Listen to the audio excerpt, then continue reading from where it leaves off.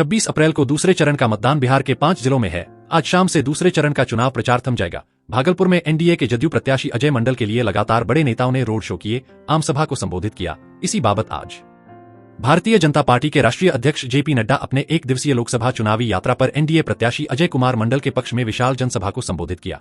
उन्होंने साफ तौर पर कहा कि अगर देश को विकसित और विकासशील बनाना है तो एनडीए की सरकार को लाना है। अजय मंडल को भारी बहुमत से आप लोग विजयी बनाएं, जिससे प्रधानमंत्री नरेंद्र मोदी का हाथ मजबूत हो और वह तीसरी बार लगातार प्रधानमंत्री बने और देश तेजी से विकसित, विकासशील और विश्व गुरु बने। साथ ही जगत प्रकाश नड्डा ने महागठबंधन की सरकार पर तंज करते हुए कहा कि महागठबंधन की सरकार में परिवारवाद है, जिसके चलते विकास में बाधा हो रहा है। वहीं उन्होंने भागलपुर में जल्द हवाई सेवा प्रारंभ करने की भी बात कही। साथ ही उन्होंने रेल सेवा को दुरुस्त करने की बात कही।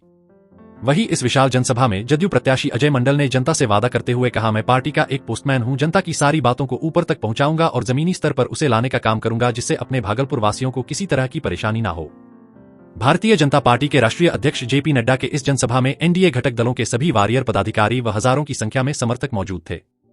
वहीं जनसभा में आए महिलाओं की भीड़ ने एक सुर में अजय मंडल को जीतकर नरेंद्र मोदी को फिर से तीसरी बार प्रधानमंत्री बनाने की बात कही। महिलाओं ने कहा, प्रधानमंत्री नरेंद्र मोदी और मुख्यमंत्री नीतीश कुमार ने महिलाओं के लिए कई ऐसी योजनाओं पर विशेष कार्य की है जिसे कभी भुलाया नहीं जा सकता। इसको बढ़ाने का काम किया है तो हमारी सरकार ने किया।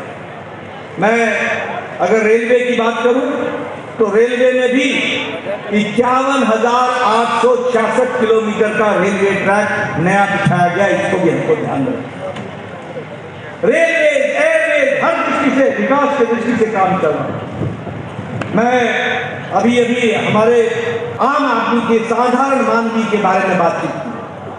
मैं कहना चाहूंगा कि मोदी जी के राज में और यहाँ पर हमारे एनडीए के डबल इंजन की सरकार में गांव, गरीब, वंचित, पीड़ित, शोषित, दलित, युवा, किसान, महिला, इनको अगर किसी ने ताकत दी है तो नरेंद्र मोदी जी की नीतियों ने ताकत दी है।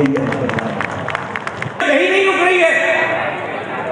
2019 तक, 29 तक, अगले 5 साल का भी मोदी जी ने 2024 के अंतिम कैबिनेट में तय कर दिया कि हम 5 साल फिर से प्रधानमंत्री गरीब कल्याण अन्न योजना चलाते रहेंगे और गरीबों को अन्न खिलाते रहेंगे।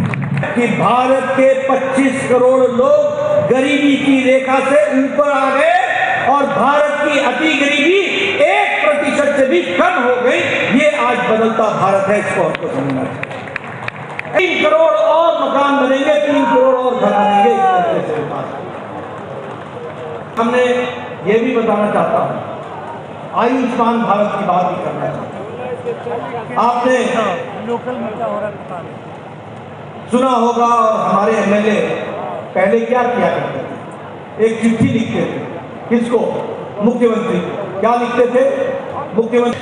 ये किन्नर समाज जिसको कोई नहीं पूछता था, जिसकी कोई व्यवस्था नहीं थी, उस किन्नर समाज के लोगों के लिए भी और देश के सभी 70 साल के ऊपर के बुजुर्ग और माताओं के लिए, किसी भी आमदनी का हो, गरीब हो, अमीर हो, किसी भी जाति का हो, उन सबको मोदी जी ने 5 लाख रुपए का हेल्थ कवर हर साल देने का आयुष्मान भारत में निर्णय ले लिया है और इसको हम आगे बढ़ाएंगे। ये भी मैं बताना चाहूँगा।